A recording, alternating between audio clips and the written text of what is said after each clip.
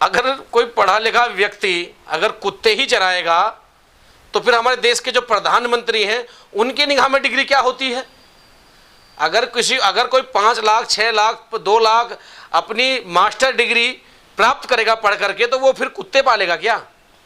कितना दुर्भाग्य की बात है कि जब अनपढ़ लोग सरकार में चले जाएं तो पढ़े लिखे लोग तो कुत्ते पालेंगे ही। जो आदमी चाय बेचता हो, जो आदमी 35 साल भीख मांगता हो, जो झोला लेकर चलता हो, आज वो 3-3 लाख के चश्मे पहनता है, 1.5 लाख के पेन पहनता है, 10-10 लाख के बूट बैठता है, तो उनकी निगाह में तो रोजगार सही है।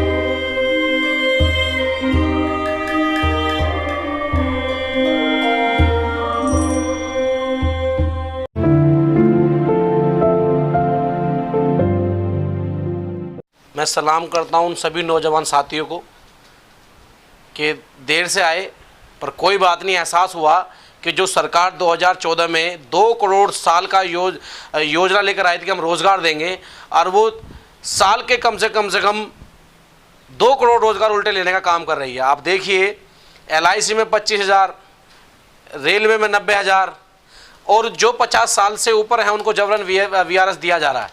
तो इसका मकसद ये है कि हमने उनको वोट दे दिया जो खुद बेरोजगार थे। उन्हें क्या पता कि रोजगार होता क्या है।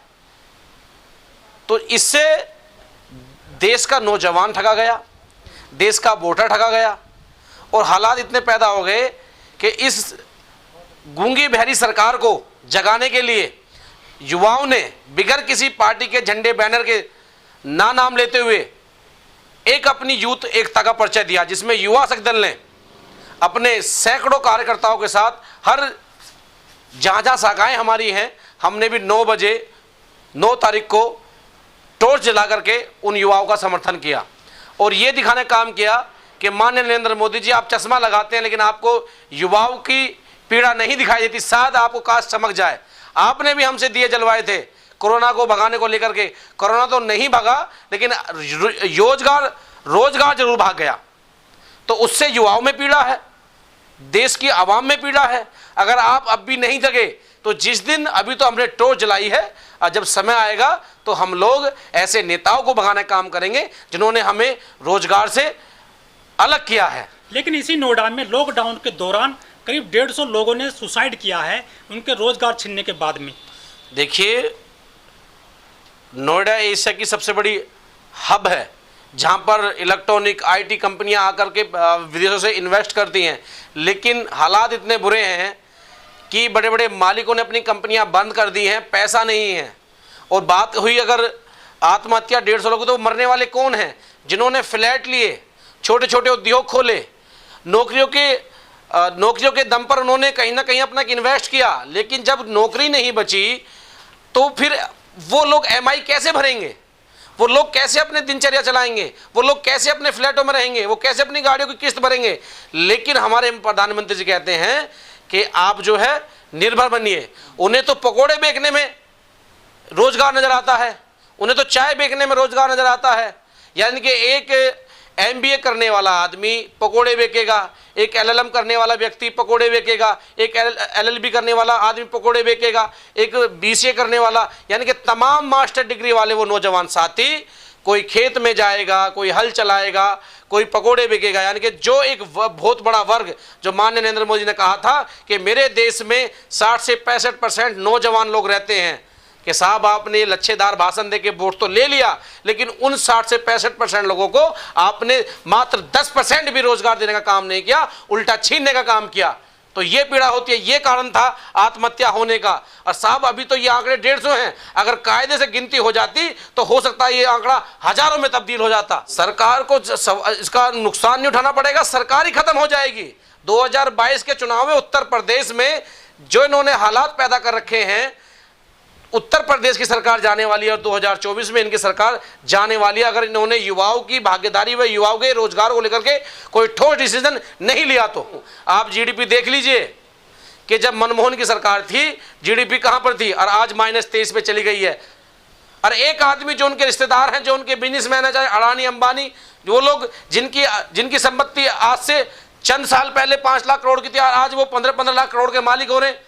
तो विकास तो इन लोगों का हो रहा है। अब अगर हमारी वित्त मंत्री इस बात को कह रहे हैं कि ये अब तो गॉड है, भगवान की देन है, तो आप एक काम कीजिए, आप तो ये चाहते हैं कि फिर इस देश में शिक्षा खत्म कर दीजिए, आपके शब्दों में। आप मत आइए, फिर आप क्यों पढ़ाई को हवाला देते हैं कि भाई देश पढ़ेगा, आगे बढ़ेगा जब हम बात करेंगे।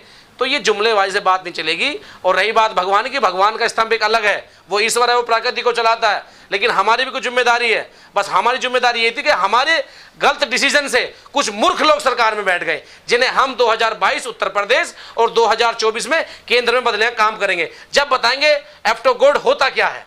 आपको क्यों लगता है कि ये सरकार मूर्ख है और मूर्खों की सरकार? भैया इनके ये तो खुद बता रहे हैं ना कि पढ़ा लिखा कुत्ते चराएगा, भगवान रोजगार आकर देगा। तो फिर तुम क्या करोगे? तुम बैठ करके 10 लाख के सूट पहनोगे, 1.5 लाख के चश्मे पहनोगे, 5-5 लाख की घड़ी पहनोगे, बड़ी बड़ी गाड़ियों में घूमोगे।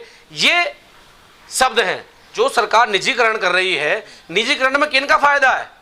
निजीकरण में नेताओं के जो बेटे बड़ी बड़ी कंपनियां खोलकर बैठे हैं, जो अंगूठा टेक हैं, जो बीसीसीआई के चेयरमैन बन जाते हैं, उन लोगों का फायदा है। गरीब आदमी का कहाँ फायदा है? तुम जबरन किसी को डरा धमका करके 50 साल की एज में जो उनको जो वीआरएस दिया जा रहा है, और जो लोग लाखों लोग सरकारी सुविधा का लाभ लेते थे, लाखों लोग रोजगार पाते थे, जब निजीकरण होगा तो कंपनी जो कंपनी ठेके में चली जाएंगी। उनका मन करेगा तो रोजगार देंगे, उनका मन करेगा तो नहीं रोजगार देंगे। तो इससे क्या होगा?